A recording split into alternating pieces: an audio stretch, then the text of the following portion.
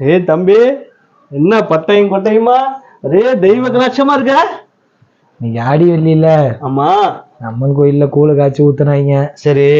போய் சாமியை கும்பிட்டு பட்டைய போட்டு வந்தேன். சூப்பரா, அது சரி. அதுக்காக ஏன் முகத்தை சோகமா வச்சிருக்க?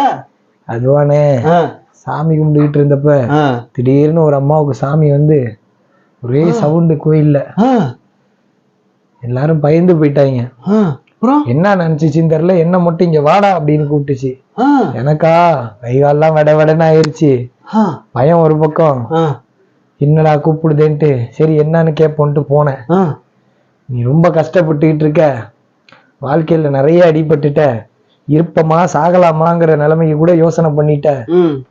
இவ்வளவு கஷ்டத்துக்கும் காரணம் என்ன தெரியுமா? சேர்க்க சரியில்லைன்றுச்சு. என்னடா சொல்ற? டேய், நீ ரொம்ப நல்ல பிள்ளையாச்சடா. ஃப்ரெண்டுக்கு யாருமே இல்லையாடா? அதுவும் வீடு உண்டு வாசல் உண்டு இருக்கிற பையனாச்சே. உன்னை பார்த்தா இந்த மாதிரி சொன்னாங்க? அதைத்தானே நானும் கேட்டேன். எனக்கு அப்படி யாரும் பழக்க வழக்கம் கிடையாதுங்க. எனக்கு ஃப்ரெண்ட்ஸே கிடையாது. நான் யார்கிட்டையும் சேரவே மாட்டேன். எனக்கு தெரிஞ்சதுல எங்க அண்ணன் ஒருத்தர் இருக்காரு, அவர்கிட்டதான் பேசுவேன் பழகுவேன். வெளியே தெருவ போற வரைது எல்லாம் அவர் கூட தான். அவர் தவிர எனக்கு வேற யார்கிட்டையுமே நான் பழகுனதே இல்லைங்க அப்படின்னு. அவனை தாண்டா சொல்றேன் அப்படின்றுச்சு.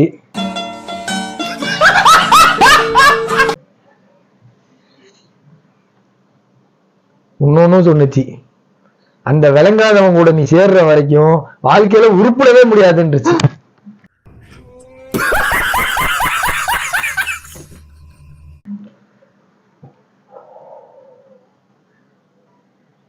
எனக்கு என்னமோ அந்த அம்மா சொன்னது ஒரு விதத்துல நியாயமா தான் படுது.